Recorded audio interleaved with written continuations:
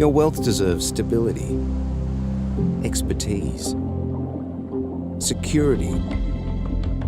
Your wealth deserves LGT Cresto, private wealth with over a century of global heritage.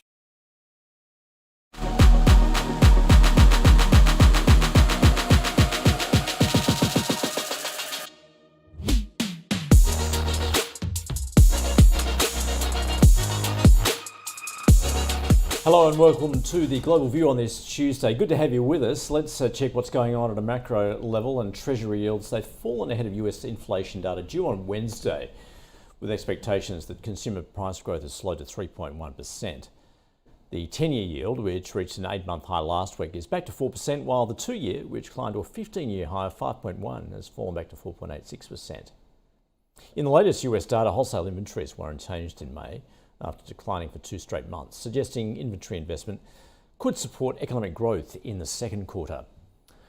And in the latest Fed speak, Cleveland President Loretta Mester saying strong levels of underlying inflation pressures are pointing the central bank toward more rate hikes, saying the economy has shown more underlying strength than anticipated earlier this year, and inflation has remained stubbornly high, with progress on core inflation stalling.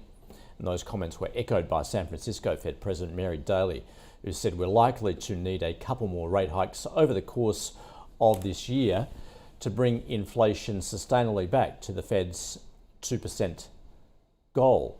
However, Atlanta Fed President Raphael Bostic suggests that no more hikes may be needed as spending on goods has stabilised, saying there's a lot of statistics to suggest that it has peaked and is actually starting to come down in terms of activity. Well, those comments saw the US dollar sink to a 3-week low on market expectations that the central bank is near the end of its tightening cycle.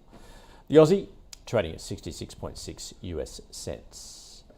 Well, FY23 was stronger than expected in terms of equity performance. However, as the effect of those high interest rates begin to settle into the market, questions rise as to whether this performance is sustainable. In light of this, Michael Houghton, CIO from Lucerne Investment Partners, joining us to talk about what is next. Michael, very good to catch up with you. Thanks for joining us from Lucerne. So have you been taken by surprise there, as many I guess have, just particularly in terms of the first half of this calendar year, of how well those equity markets, particularly in the States, have been doing? Definitely, Andrew, and thank you. It's been a surprise simply because, in our opinion, the underlying fundamentals aren't supporting that sort of growth. But as I'm sure you've already observed, a lot of that equity price rises, particularly in the US, has been driven by a handful of stocks, and more so around a particular theme being the AI driven theme. But fundamentally, if you look at what's happening in some of the more typical sectors of the markets, they're not performing with that sort of strength. And an indication of that is, I suppose, where the Nasdaq is versus where the S&P 500 is versus even where the ASX 200 ended up for the first 6 months of the year. I think the Nasdaq was about 31%, the S&P 500 was 16%, and the Aussie market was only 4% up, but all driven primarily in the US in particular by that AI thematic, which is great, but it isn't necessarily going to drive fundamental economic growth, and it's certainly not going to bring inflation under control, and that's how we're looking at things at the moment. Yeah, I was interested just to see Citigroup there. I mentioned a little earlier, downgrading US stocks to neutral from overweight, warning that those growth stocks are set for a bit of a pullback, given the euphoria we've seen, particularly over AI. Yeah, and that doesn't surprise me. There's a few out there at the moment, commentators, equity researchers, etc., that are saying that the second half of the year is going to be weaker than the first half of the year. We're not typically an equity investor. We focus primarily on alternative investments, but how we see equity markets obviously informs how we position our alternatives asset allocation. And certainly if we're looking at the second half of the year in equity markets being down, that's going to bring about, one would expect, certainly uncertainty around about volatility and where equities are going to play out with there. That also brings into then what are bonds going to look like, and also what are the underlying futures and options markets going to operate like. And that's when we start to see to look at where can we participate and what's going to give us the return that we're seeking. All right, well, Michael, let's explore that then, given that you, as we can see there, operating the Alternative Investment Fund. In terms of alternatives, I'm assuming then you're not in property, because we know the pressure is certainly to bear in commercial property. So where are you looking for in the alternative space? Yep, certainly, and property is an interesting thing. Commercial property, in particular, is a victim of the rising interest rates. So it operates very similarly to the bond market in the commercial space, and we're starting to see that play out. I was at a briefing recently with one of our funds from San Francisco, and you don't bring up the San Francisco commercial property market at the moment. It seems it gets a lot of people upset. So, and the same starting to happen even here in Australia. So we're looking at certainly asset classes other than property. We've been looking at ways that we can participate. I mentioned volatility before. It's fascinating to us that the VIX is sitting down at around 15 at the moment. It fell 25% in the month of June from 18 to 15, but even in that range, that still seems very benign compared to what we think is actually happening in the underlying market. So to some extent, we're anticipating that the complacency that investors are exhibiting is because of the fact that they think, well, inflation must be under control, interest rates are going on pause, we can feel a bit better about things, there's going to be a softer landing, so we can continue to buy up.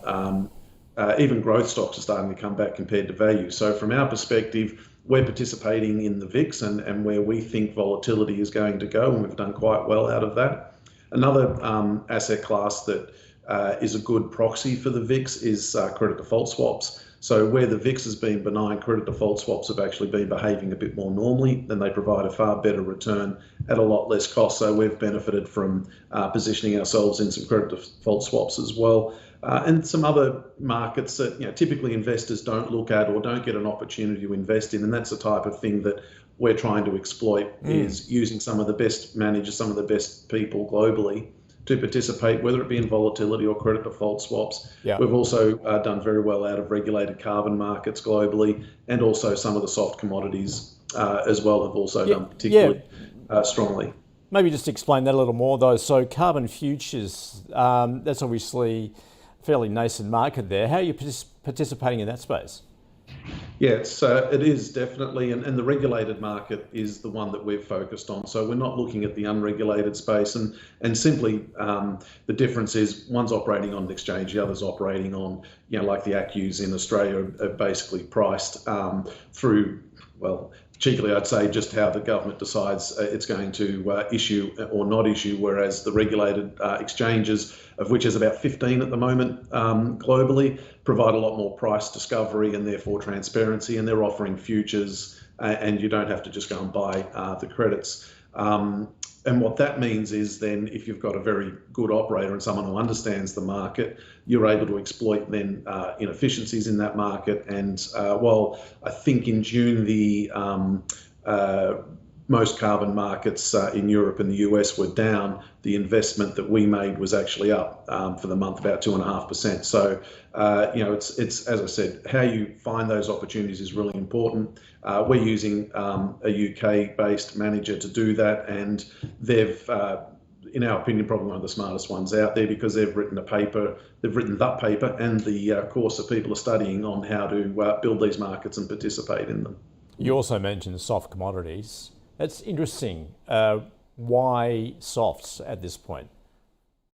I think it's, so for us, it's more, the way we participate in that is through a trend following or a managed futures or CTA manager.